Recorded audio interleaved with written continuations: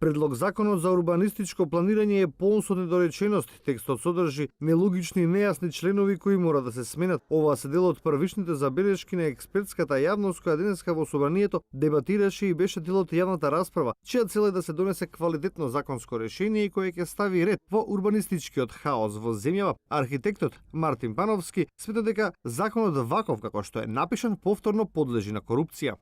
Главната алатка на корупцијата во Македонија е бруто површината. Со овој закон се чита дека никој од праксата не бил воведен во испишување на законот. Повторно имаме недефинирање на авторски права. Дали плановите имаат авторски права или немаат авторски права. Доколку немаат, треба да се наведе во законот дека немаат, не да се остави на судови подоцна да докажуваат.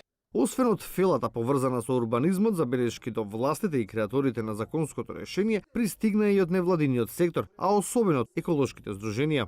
Секој урбанистички план кој што ќе се направи мора да содржи податоци мерења за струјењето на воздухот, какво е сега, какво би било, значи проценка врз основа на податоци, какво би било со изградените објекти, кое е нивото на загадување.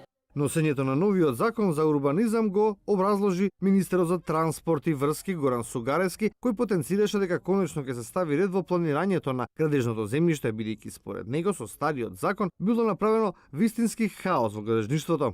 Во процесот на изработување и донесување на урбанистичките планови содржи одредби кои што се однесуваат на органи и тела надлежни за водење на постапката за изработување и донесување на урбанистички планови, иницијатива за изработка на урбанистички планови, програма за финансирање на изработката на урбанистичките планови, услови за планирање на просторот, ажурирани геодетски подлоги, планска програма, избор на изработувач на урбанистичките планови. За една недела се очекува да се организира нова јавна дебата на која ќе се расправа по поднесените амандмани од страна на експертите.